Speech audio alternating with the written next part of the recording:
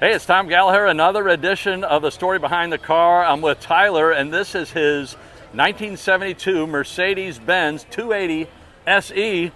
And you don't see one of these at car shows very often, Tyler. What drew you to the Mercedes to begin with? So there was a TV show, I don't even know how many years ago. I saw it on the TV show. It was Bates Motel. Okay. And they had this car, and I kept looking at the car, and something about the front end, the stacked headlights drew me to it. Yeah, and that beautiful grille. Yes. And what engine is in it? It's a 4.5 liter V8, fuel injected. Was that their second to largest engine? They had the 6.3, I believe. For the limos? Right. And Yes. the other rendition of this was the 3.5, which is a little more rare. Okay. But you don't see those often at all. Yeah. At least not around here. And how many miles were on it? Somewhere around 130,000. The odometer quit. Yeah. But the last record I've got is 134,000. And has the engine been apart? No, just the heads. We had the heads redone, but the engine's not been pulled from the car. And original paint or repaint? It was original paint until 2020. I hit a deer. Oh.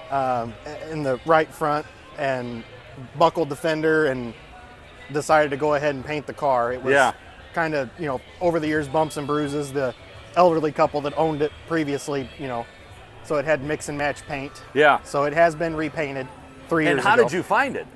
Actually, I found it online. This car came out of New York. Really? I bought it completely sight unseen, which goes against everything I know. Yeah. But I bought it from a classic car dealer out of New York and had it shipped to my door on an 18-wheeler. Yeah. And So what is this trim? Is that? that's actually real wood. Is it really? I've had it all redone. Getting that dash bow out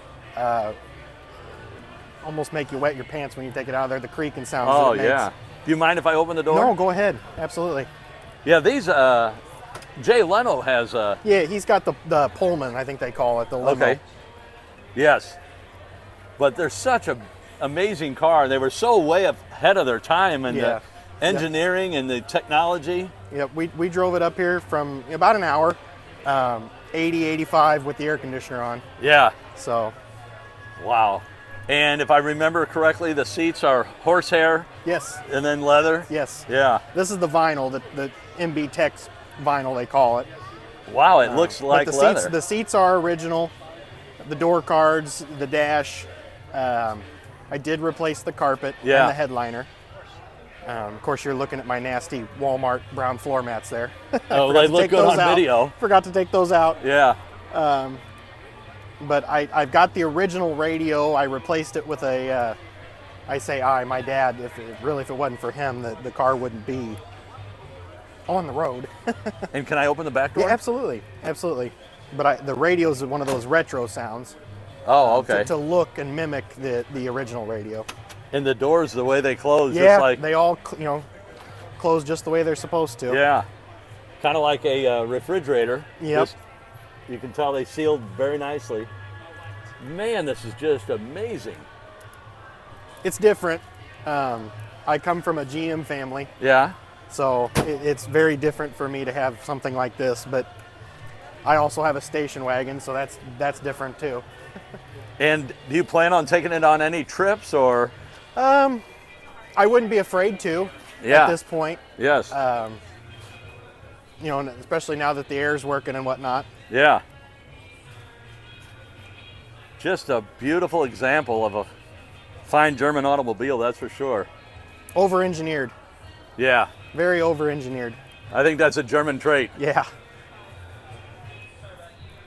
Well, Tyler, thank you so much for showing us your beautiful car and telling us the story behind your 72.